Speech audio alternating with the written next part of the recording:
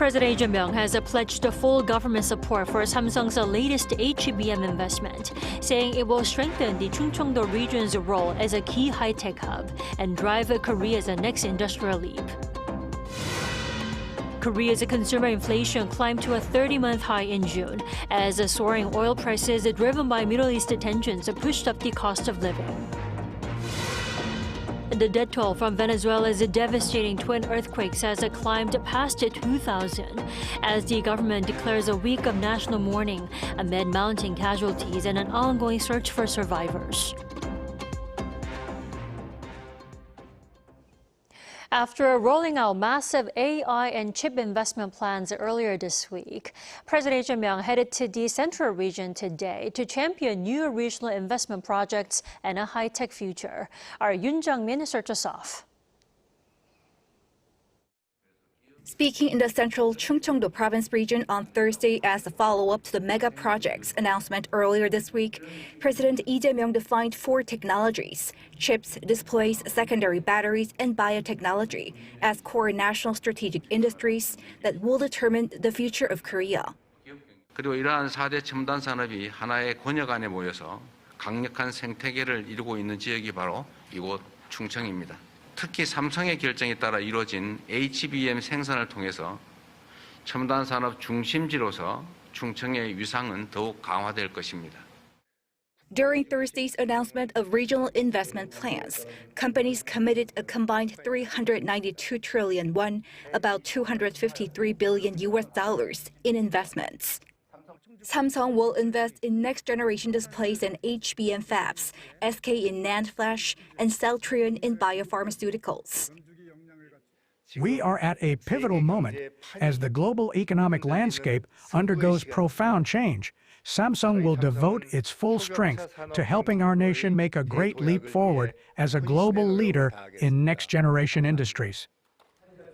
Hailing the decision as a path leading to a leap forward in the country's high-tech industry, the president and his cabinet promised full support, such as financing, tax incentives, and deregulation.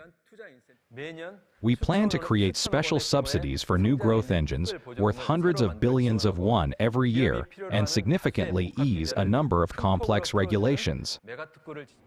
On Thursday, President Lee once again refuted criticism from the opposition, which has raised the issue of discrimination against other regions over the selection of the investment sites, saying that the projects should not be approached in a divisive manner. 이게 선물 나눠주는 게 아닙니다. 여기 한 개, 여기 한 개, 뭐 이렇게 하면 기업 운영을 할 수가 없어요. 그런데 이거 왜 나눠주지 않냐 이렇게 접근하면 안 되죠. He added that it's the role of the government to support private firms so that they can choose sites they see as appropriate for investment. Lee once again noted that there was neither coercion nor pressure in seeking corporate investment, calling the accusation by the opposition outdated. Yoon Jung-min, Arirang News. Prime Minister Han Song-suk says all government ministries will adopt AI-powered work systems within the year. Speaking at her inauguration ceremony at the government complex in Sejong on Thursday, Han called for innovation to boost work efficiency and denouncing outdated workplace practices. She added that AI will help the government develop more tailored policies while making administrative services more efficient for the public. Consumer prices in Korea climbed to a 30-month high, with headline inflation remaining above the 3% mark for a second straight month. Our Baek Joo-hee reports. Korea's consumer prices rose at the fastest pace in 2.5 years in June, according to the Ministry of Data and Statistics on Thursday. The Consumer Price Index rose 3.2% year-on-year last month, marking the largest growth since December 2023. Headline inflation has now stayed above the 3% mark since a 3.1% gain was recorded in May. The sharp acceleration was predominantly fueled by petroleum products due to soaring global oil prices caused by ongoing geopolitical tensions in the Middle East. The price of petroleum products spiked 24.7% from a year earlier, the largest increase since July 2022. The price of gasoline and diesel jumped 23.1% and 33.7% respectively, driving up overall industry product prices by 4.4%. As our international crude prices have started to drop, domestic petroleum costs are also going down gradually. However, it may take a couple of weeks for the consumers to fully experience a change. To be honest, I can't really feel it yet. I remember prices going up a lot, but I don't think I felt the drop too much yet. I think I'll start to feel the difference if it goes down to around 1,500 won. However, the rally could have been steeper if not for state intervention. According to the Ministry of Finance and Economy, a government-imposed price ceiling on petroleum products, implemented since mid-March, shaved approximately 0.4 percentage points off the June inflation rate. Without this cap, the consumer price growth would have peaked at 3.6% last month. Domestic petroleum prices are expected to decrease this month in tandem with the reduction in the price ceiling. Consequently, unless there are major fluctuations in other sectors, we anticipate a decline in the overall consumer price index as well. The government expects inflationary pressures to ease starting this month, factoring in recent drops in international oil prices and subsequent adjustment to the domestic price cap. Moving into the second half of the year, the government aims to cap inflation below the 3% range by deploying an economic stabilization package worth 1 trillion won, or approximately $643 million. Prime Minister Han Sung-suk emphasized on Thursday that the top priority must be placed on managing consumer prices to ease the burden on the public amid the prolonged conflict in the Middle East. Baek Ju-hee, Arirang News. South Korean stocks tumbled on Thursday as fears of a semiconductor supply glut rattled investor sentiment. Kim Do-yeon has the market wrap. Korea's benchmark KOSPI plunged 7.89% on Thursday, closing at 7,648.09. The sharp drop led a massive downturn across Korean stock markets, with the tech-heavy KOSDAQ also falling 6.74% to finish at 866.72. The extreme volatility triggered sell-side sidecars on both bourses, temporarily halting program trading for 5 minutes, with KOSPI's coming just 7 minutes since opening bell. For the KOSPI, it marked the 30th sidecar activation so far this year, underscoring the intense fluctuations gripping the market. Market heavyweights Samsung Electronics and SK Hynix, which together account for more than half of the KOSPI's total market capitalization, also tumbled sharply. Samsung Electronics dropped 9.06% to close at 286,000 won, while SK Hynix plunged 14.57% to finish at 2,187,000 won. The sharp downturn comes as foreign capital continues to flow out of the domestic market. According to investor trading data, foreign investors have accelerated their selling in recent months, recording cumulative net selling of around 980 billion won, or about $633 million over the past 3 months. The immediate sell-off was driven largely by reports that Meta plans to launch Meta Compute, a cloud service built around surplus AI data center infrastructure. The news fueled concerns over a potential supply glut in the AI chip market, sending U.S. chip maker Micron Technology tumbling 10.6% overnight. The combination of Meta's latest announcement, Oracle's recent structural warnings, and OpenAI's newly unveiled software that significantly lowers GPU demand has generated collective anxiety that the semiconductor sector could peak much sooner than previously anticipated. Despite the sharp decline, market analysts say the correction is largely the result of profit-taking after a strong second quarter rally, rather than a sign of weakening industry fundamentals. Investors are now watching a series of upcoming events, beginning with Samsung Electronics' preliminary second quarter earnings announcement on July 7th. Meanwhile, the local currency weakened slightly against the greenback, with the $1 exchange rate closing at 1,555.8 won per US dollar. Kim Do-yeon, Arirang News. In Venezuela, authorities have announced 7 days of national mourning as the death toll continues to rise, with the latest tally showing well above over 2,000 losses of lives. Oh Soo-young has more. Rescue efforts continue across Venezuela for missing people trapped beneath collapsed buildings.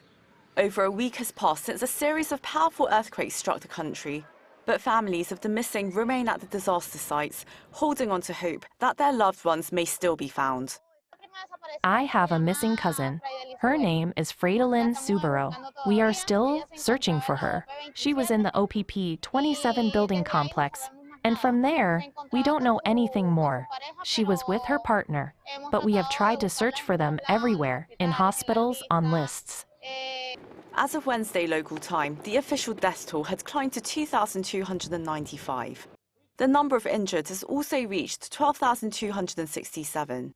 The Venezuelan government has declared a 7-day period of national mourning in honor of those who have lost their lives. Acting Venezuelan President Delcy Rodriguez wrote on social media that Venezuela's soul is being torn apart by the pain of the lives lost in the earthquake.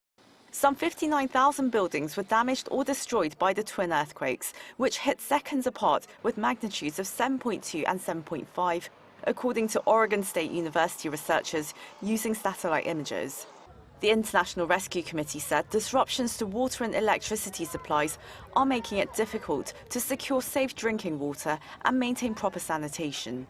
The United Nations World Food Programme appealed for $50 million in funding to provide emergency food assistance to as many as 5,000 people over the next 3 months. Recovery will be a marathon, not a sprint. Sustained support for the people of Venezuela is critical, and it's exactly what we're doing. The World Health Organization also warned that Venezuela's healthcare facilities have exceeded their capacity, raising the risk of a major outbreak of infectious diseases. Oh Soo-young, Arirang News.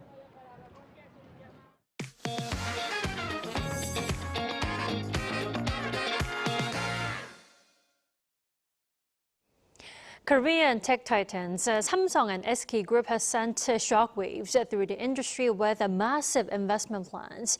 Together, they're pledging over $3 trillion,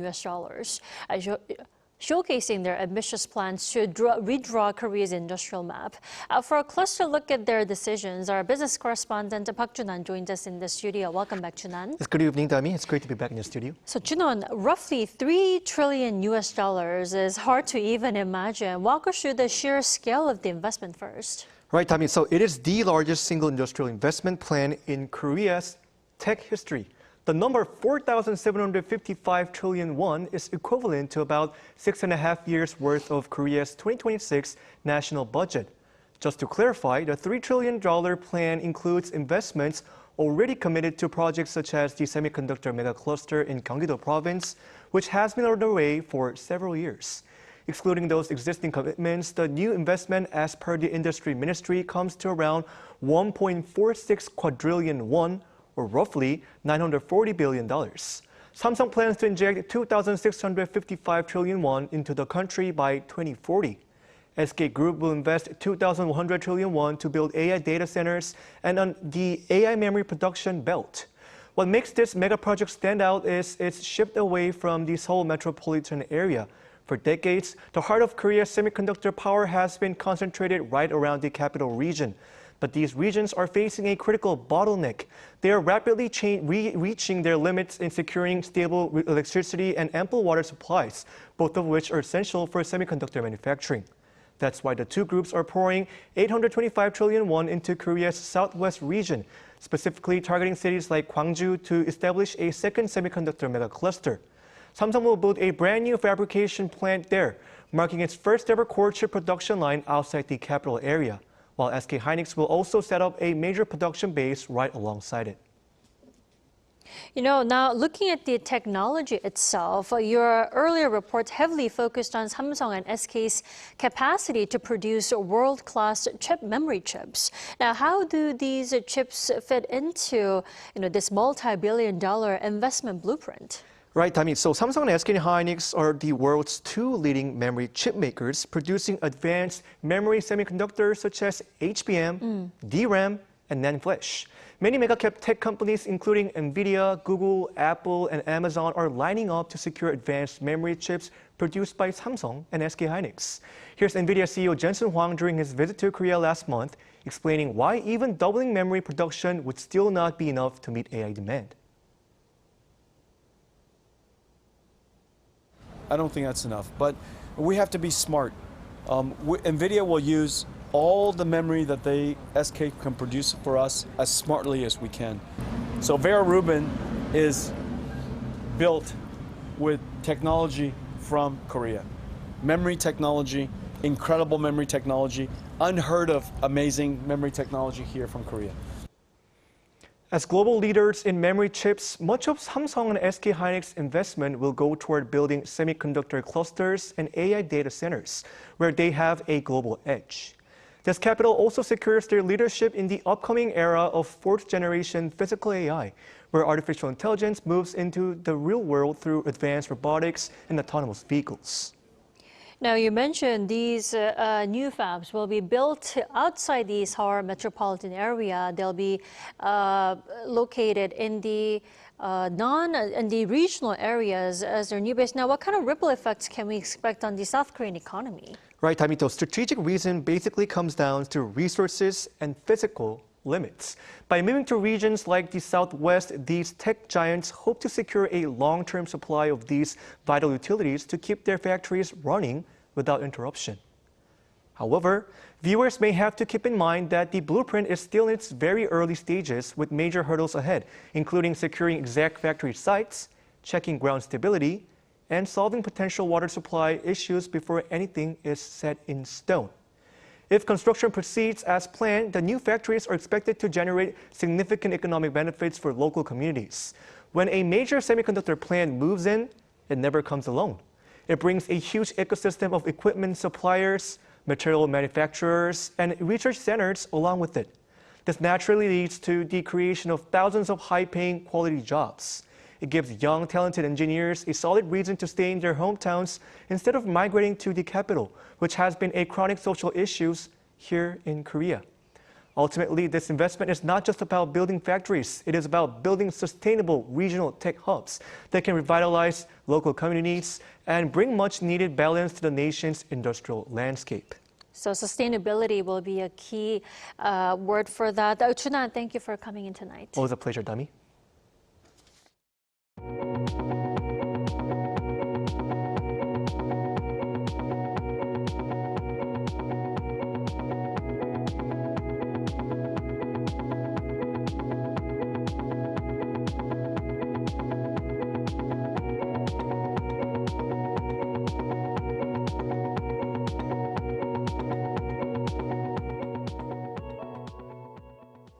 The U.S. and Iran have wrapped up another round of indirect technical talks in Qatar, but there appears to have been little tangible progress toward keeping their ceasefire agreement on track. Kim Bo-kyung has more. U.S. and Iranian negotiators, along with mediators, held technical talks in Doha, Qatar, on measures aimed at ending the conflict, but little progress was made. Iran's state-run IRNA news agency reported Wednesday that the Iranian working-level delegation led by Deputy Foreign Minister Kazem Garibabadi had wrapped up meetings with mediators on implementing a memorandum of understanding between Washington and Tehran. Iran reportedly raised several concerns during the talks with mediators, including what it called U.S. failures to meet obligations under the MOU on ending the conflict in Lebanon. Tehran also cited the U.S. military buildup and the deployment of additional personnel in West Asia. Iran said it would establish a communication channel with the U.S. by July 2nd to report possible violations of the MOU. Garibabadi said the talks also covered $6 billion in frozen Iranian assets, adding that essential goods would be purchased and delivered to Iran based on the country's needs. The U.S. delegation, led by President Donald Trump's special envoy, Steve Witkoff, and Trump's son-in-law, Jared Kushner, was also in Qatar for separate meetings with Qatari officials. However, they did not participate directly in the mediator-led discussions.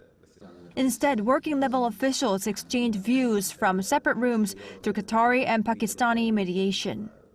Asked about the technical talks in Doha, Qatar, U.S. President Donald Trump said the meetings had gone well and that the U.S. and Iran were getting along well. Denuclearization of Iran is moving along well. They've had very good meetings, and we'll see. Qatar said the latest round of indirect talks ended with positive progress and that both sides had agreed to resume discussions after the July 4th to 9th funeral ceremonies for former Iranian Supreme Leader Ayatollah Ali Khamenei. Kim Bo-kyung, Arirang News. A new report from the U.S.-based Center for Strategic and International Studies says combined Russian and Ukrainian military casualties have surpassed 2 million since Russia's invasion of Ukraine 4 years ago. Cha Yoon-kyung has this report. Military casualties from both Russia and Ukraine have topped 2 million since Russia's invasion of Ukraine 4 years ago, according to a U.S. think tank. The Center for Strategic and International Studies reported Wednesday local time that around 450,000 Russian troops have been killed, with total Russian casualties, including those killed, wounded, or missing, reaching 1.4 million. CSIS estimated that between 125,000 and 150,000 Ukrainian troops have been killed out of a total of between 525,000 and 625,000 Ukrainian casualties. The think tank added that while Russia has suffered the greater overall human cost, Ukraine has seen a higher fatality rate relative to its total number of casualties. Ukraine has also stepped up its use of drones and missiles, bringing the war deeper into Russian territory. In June, Ukrainian drones struck Moscow in some of the largest air attacks on the city since the start of the Russia-Ukraine war, setting an oil facility on fire. The reports that Russia is going through its darkest moments since the full-scale invasion began in February 2022. It added that ordinary Russians are increasingly feeling the effects of the war, from a stagnant economy and the return of soldiers' bodies from the front lines to growing drone attacks on Russian territory. Cha Yoon-kyung, Arirang News. Now on the K-pop front, BTS and SSERAFIM will perform at this year's iHeartRadio Music Festival in the United States. The festival will take place from September 18th to the 19th at the T-Mobile Arena in Las Vegas. Now BTS will be on stage on day one, while SSERAFIM will perform on the second day and mark the first time for a K-pop girl group to appear at the annual music event. And American artists such as Cardi B and Snoop Dogg will also be on the lineup this year. Hanwha Ocean has officially been named the preferred bidder for South Korea's next-generation Navy destroyer project, a deal worth 7.8 trillion won, or more than $5 billion. Now that is according to Hanwha Ocean, which said the state-run Defense Acquisition Program Administration notified the company of the result on Wednesday. The program aims to build 6 homegrown 7,000-ton Aegis destroyers for the South Korean Navy. Hanwha Ocean has been competing for the project against its rival, HD Hyundai Heavy Industries. The agency plans to begin negotiations with Hanwha Ocean in mid-July and sign the final contract by the end of next month. Now, after the detailed design phase is completed, the lead ship is expected to be delivered to the Navy by the end of 2032.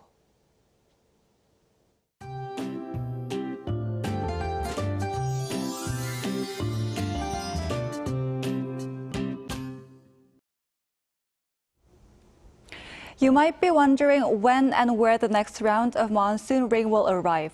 Well, the seasonal rain front has temporarily shifted south over the sea, giving a brief monsoon break. But it won't last long. The front will move north again tomorrow, bringing rain to Jeju Island by the afternoon. Then on Monday, the rain front is expected to push farther north, bringing this summer's first monsoon rain to the capital region. Tomorrow we'll see another round of showers across the central regions and parts of northern Gyeongsangbuk-do province. Rainfall amounts will range from 5 to 40 millimeters depending on where you are. For the time being, it feels like highs will reach around 31 degrees Celsius in many inland areas tomorrow, making it feel hot and muggy. Tomorrow, most areas will start the day at around 20 degrees. Seoul 21, Chuncheon 19, Busan 20 degrees. Then by the afternoon, Seoul will get up to 30 degrees, Daegu 30, Gwangju 28 degrees.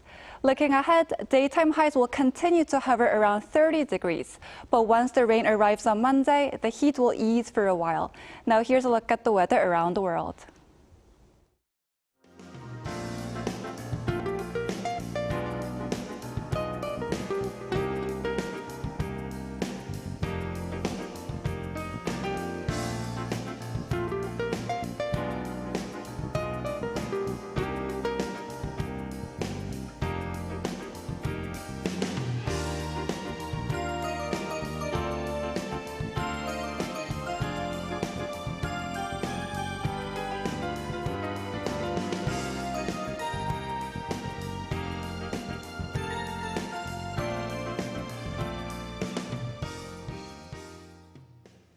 That's all we have for tonight. I'm Kim Dami. From all of us here at Arirang, thanks for watching and good night.